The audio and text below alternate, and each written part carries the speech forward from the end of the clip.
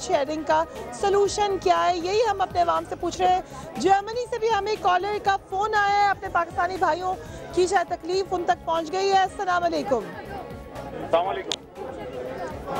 आप जर्मनी से कॉल कर रहे हैं तो वहाँ तो लोड शेडिंग नहीं होती है। अस्सलामुअलैकुम, मैं बेल्जियम से बात कर रहा हूँ, नवेद नाम है मेरा। जी नवेद साहब फरमाइए। जी, मैं ये पूछना चाह रहा हूँ कि अभी 2 से 3 दिन पहले मैं यहाँ पर एक न्यूज़ देख रहा था, स्लाइड चल रही थी समा के प्रोग्राम पे कि वजीर आजम साहब का खर्चा योमिया 48 लाख रुपए है। तो मेरी समझ से बाहर है कि मेरे ख्याल में दुनिया में कोई ऐसा वजीर आजम नहीं होगा, किसी भी मुल्क का, अमेरिका का भी नहीं होगा, जिसका इतना खर्चा रोज का होगा। तो जिस मुल्क के वजीर आजम का खर्चा इतना लंबा होगा तो आप सोचें कि उसकी आवाम का तो यही हाल होना है। और जहाँ तक जिस जगह प्रोग्राम कर रही हैं, जहाँ प्रोग्राम कर रही हैं, उस जगह का जो पानी है वो शहबाज शरीफ साहब की टेबल पे ले जाके दिखाया जाए, उनको पिलाया जाए। बहुत अहम सवाल करिए। हमें कॉलर बेल्जियम से कह रहे हैं कि आप लोगों का जो पानी है वो मियाँ शहबाज शरीफ को जाके दिखाया जाए, उनकी टेबल पे रख दिया जाए। आप लोग एग्री करते हैं इस बात से? सब लोग एग्री कर रहे हैं। बेल्जियम से हमें नवेद साहब की कॉल आई थी। और बताइए, कुछ बताइए हुक्मरानों को कैसे आपके मामले को संजीदगी से सुने वो। असल हम ये कहना चाहते हैं कि हमारे जो एरिया के जो MPA MNA जो हैं, उन 4 सालों में एक मरतबा भी हमारे इलाके का विजिट नहीं किया।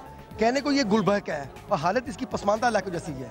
विजिट तो करें, आके देखें तो सही हालात। विजिट तो किया ही नहीं ना उन्होंने, एक मरतबा भी 4 साल में कभी भी एक मरतबा नहीं आया। कोई विजिट नहीं किया, सेल्सिया भट्ट साहब ने कोई विजिट नहीं किया, डॉक्टर सईद लाई ने कोई विजिट नहीं किया। मैं रिक्वेस्ट करूंगी, क्योंकि मुझे यकीन नहीं आ रहा कि विजिट क्यों नहीं किया होगा। वो सुन रहे हैं, अगर वो आके डिस्क्लेमर देना चाहते हैं, बताना चाहते हैं अपना मौक़िफ़, तो यू कैन कॉल अस। हमारी कॉल सबके लिए खुली हुई है, मगर करें क्या? आप क्या क्योंकि कुछ लोग कहते हैं करप्शन का मसला है, कुछ लोग कहते हैं हुकूमत करना ही नहीं चाहती। अगर ये लोग करना चाहें तो मसले मसाइल हल कर सकते हैं, लेकिन ये लोग सियासत के ऊपर सियासत कर रहे हैं, ये बिजली के ऊपर सियासत कर रहे हैं, ये पानी के ऊपर सियासत कर रहे हैं। इनको अपने मसले मसाइल बेहतर नजर आते हैं, लेकिन अवाम के, गरीब लोगों के मसले मसाइल ये लोग नहीं देते। ये सिर्फ लोगों को एक झूठा ख्वाब दे रहे हैं।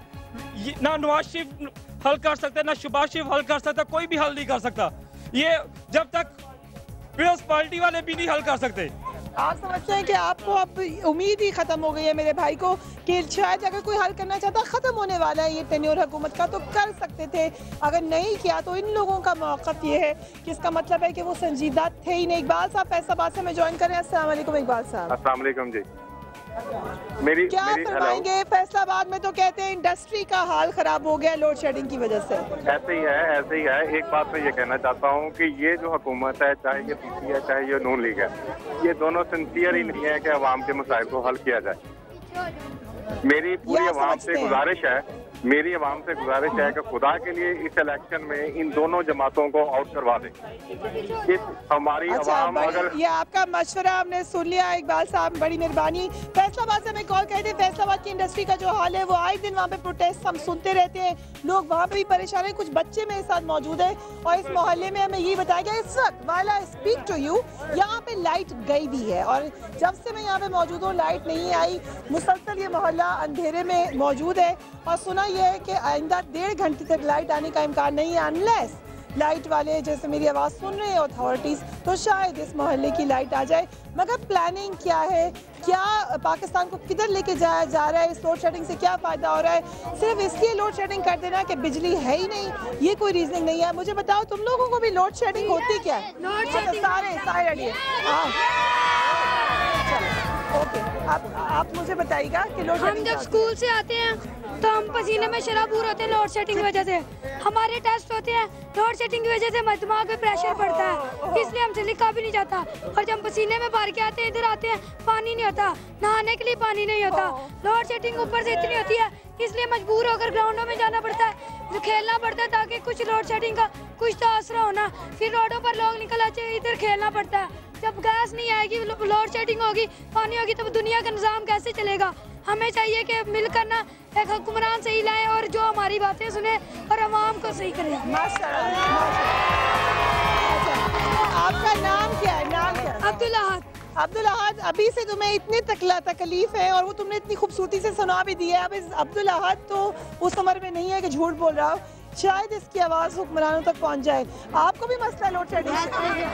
हमारे स्कूल में कहते हैं, स्कूल में लोड शेडिंग वही होती, पेपर देने के लिए बैठते, लाइट चलाए, सेट के बाद जनरेटर था नहीं चलाते हैं। छोटे छोटे बच्चों की आवाज़ सुन के मुझे तो बड़ी तकलीफ हो रही है। ये अभी मासूम बच्चे हैं, इनकी ज़िंदगी खेलने कूदने की है, इनको क्यों लोड शेडिंग का इस तरह की तकलीफ का बताया जाए?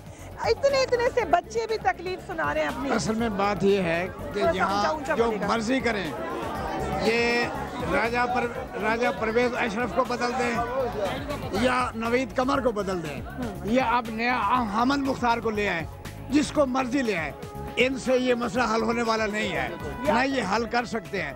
इन्होंने तो आवाम को अज़ाब में डाल रखा है, जीना मुश्किल हो गया लोगों का।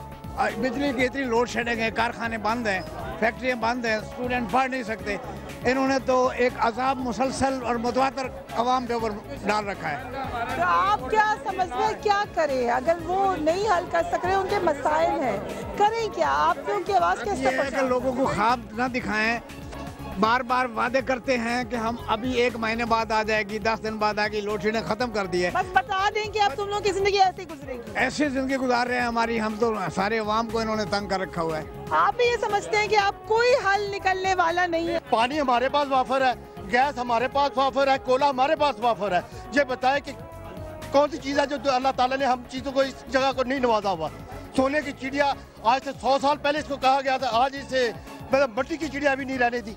मट्टी की चिड़िया टूट जाती है ना, मट्टी की तरह हम टूट गए, सोने की चिड़िया का मट्टी की चिड़िया बना दिया हुआ। और ये है कि दोबारा वही जो पुराना सिस्टम था। ये आपका नाम क्या है? मोहम्मद शहबाज। मोहम्मद शहबाज साहब, शहबाज शरीफ साहब के हम नाम भी है, और वो ये कह रहे हैं कि अब शायद ये हालात हो गए। ये आपका मौक़िफ़ है, मैं चाहूँगी लोग सुन लें कि बजाय इसके कि हमें ख्वाब दिखाएं, आप हमें उसी ज़माने में ले जाएं जहाँ पर बिजली पानी नहीं होता था, क्योंकि लगता नहीं है कि हालात किसी तौर पर भी किसी तरीके से भी बेहतर होंगे। अभी जब मैं आपसे बात कर रही हूँ, अभी तक लाइट नहीं है, ये हमने कॉल्स भी खोली नहीं है, इसीलिए ताकि हम इसको सिर्फ एक इलाके की कहानी ना रखें। हमें पूरे पाकिस्तान से, बल्कि पाकिस्तान से बाहर से भी कॉल्स आ रही हैं और लोग मुसलसल ये बात बता रहे हैं कि लोड शेडिंग एक बेसिक नेसेसिटी है बिजली इंसान की, पानी इंसान की। खुदारा इस मामले को हल कर दे। इसी पे हम बात करें, कुछ और लोगों से भी उनका मौका जाने की कोशिश करेंगे। मैं सिर्फ समाज टीवी का शुक्रिया अदा करता हूँ अपनी कीमती वक्त पे। हम लोगों की मजबूरी बात सुनने के लिए आए हैं। जी, बहुत मेहरबानी, आप ही की आवाज़ सुनाने के लिए आए, लेकिन आप कहना क्या चाहेंगे? हम यही कहना चाहेंगे, ईमान सलामत हो जाए, बस हालात ईमान सलामत हो जाए, ईमान बस। अब ईमान सलामत है, सब सही है। ईमान सलामत है, सब ठीक है। यहाँ वो खमीनी जैसा कोई बंदा है, खमीनी से भी 3 हाथ ऊपर बंदा है, फिर ये मुल्क सीधा होता है, अदरवाइज ये लोग ठीक होने वाले नहीं है। चलिए, आपका मौक़िफ़ है, लेकिन जहांगीर खान हमें कोयटा से भी ज्वाइन करें। मुझे बड़ी खुशी है कि कोयटा से भी हमें कॉल आई है। अस्सलाम वालेकुम जहांगीर साहब। वालेकुम सलाम, क्या हाल है मैडम? ठीक ठाक? बिल्कुल ठीक ठाक। जहांगीर साहब बताएं, लोड शेडिंग कैसे हल हो, इस मामले का क्या हल है? लोड शेडिंग को क्या बोलते, चाइना ने जो ऑफर दी थी कि ये करना नहीं चाह रही है, चाइना ने हल दिया था कि अगर आप बिजली पूरी नहीं कर सकते हो तो हम ठीक है आपको 300 रुपए में बिजली दे देंगे। मगर हुकूमत जो है नाअहल है, खाली ये लोग अपने पेट भरने के लिए जो है ये लोग कर रहे हैं। या नहीं, ये दे दें, चाइना खुद नहीं कर सकते, दे दें चाइना को, चाइना कर देगी बिजली पूरी। उन्होंने कहा कि हम लोग प्लांट लगाएंगे, साथ लगाएंगे तो बिजली आप लोगों की पूरी हो जाएगी। बड़ी मेहरबानी। क्वेटा से हमारे भाई ने हमें ये बताने की कोशिश की कि तरीका कार है, और while I talk to you, lights कम होती जा रही है, आप देख रहे होंगे, क्योंकि जाहिर है यहाँ पे लाइट नहीं है। हम बैटरी के ऊपर ये प्रोग्राम आपको ला के दिखा रहे हैं, और वक्त के साथ साथ बैटरी की खास मुद्दत होती है, वो कम हो रही है। आम आवाम की ज़िंदगी दिखाने के लिए हम इस महल्ले में आए हैं, और अफसोस की बात यह है कि ये एक महल्ले की कहानी नहीं है, ये पाकिस्तान के हर दूसरे महल्ले की कहानी है कि उनकी ज़िंदगी बगैर रोशनियों के कैसे गुजरती है। कुछ बताएंगे क्या मसाइल क्या होते हैं, शायद लोगों को समझ आए क्या मसला होता है? मसाइल ये है जी कि जब से ये हुकूमत आई है ना, मसाइल पे मसाइल बढ़े हैं, कोई मसाइल कम नहीं हुआ है। इससे पहले जो हुकूमतें आती रही हैं, तमाम मसाइल हल होते रहे हैं।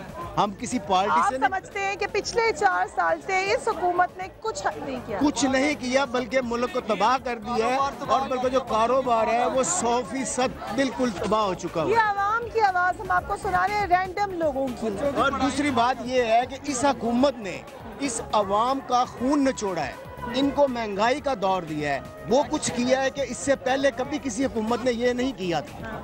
बड़े साहब, हमें पंखा भी झल रहे हैं हमारे लिए, बड़ी मेहरबानी है क्योंकि लाइट गई हुई है। बहुत मेरा ख्याल है आप जिंदगी ऐसे बताना चाहता हूँ कि इस हुकूमत ने वो कुछ किया है कि ना कभी कोई आएगी हुकूमत ऐसी और ना गुजरी है। ये आप समझते हैं? ना ये हुकूमत जाएगी और ये हमारा बेड़ा करके इन्होंने इसी तरह ही करना है। ऐसे ना कहें हुकूमत। 3 चीजें ही है, पानी, बिजली, गैस। इसने 5 सालों में कोई ऐसा काम नहीं किया कि एक काम भी कर देता जरदारी साहब तो हमें पता लगता कि इसने कोई काम किया। स्ट्रीट ओपिनियन है, स्ट्रीट ओपिनियन में लोग कुछ भी कह सकते हैं, लेकिन मैं फिर ये बात कहूँगी कि तहजीब के दायरे में रह के अपने मसाइल बताएं और उनका हल हम तलाश करने की कोशिश करें। इस वक्त हम एक मोहल्ले में मौजूद है लाहौर के और यहाँ के मसाइल आप तक पहुँचा रहे हैं। साथ ही साथ हम कॉलेज से भी पूछ रहे हैं।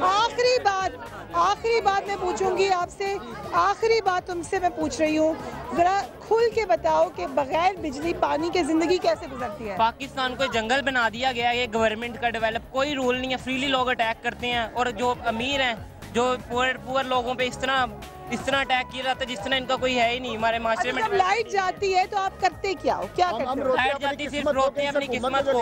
कहाँ तक पाकिस्तान की क्राउड इतनी अमीर है कि यूपीएस जनरेटर लगवाते हैं। इंडिया में 6% फेयर बढ़ाया गया था ट्रेन पर, तो लोग इस तरह बाहर आ गए थे। हमारे तो लाइट इतनी देर जाती है, हमारी गवर्नमेंट को कुछ नजर ही नहीं आता। आखिरी सवाल है, मैं आखिरी सवाल ये बताना चाहता हूँ कि मैंने अपनी होश में अयूब खान का दौर देखा था। उस वक्त चीनी जो थी 8 आने कीमत बढ़ी थी और east Pakistan and west Pakistan दोनों तरफ से लोग पाकिस्तान में बाहर निकल आए। लगता है लोग बेहिस हो गए हैं। लोगों को इन्होंने इतना बेबस कर दिया। ठीक है, हम आए फैसलाबाद से कॉलर ज्वाइन करें। अस्सलाम वालेकुम।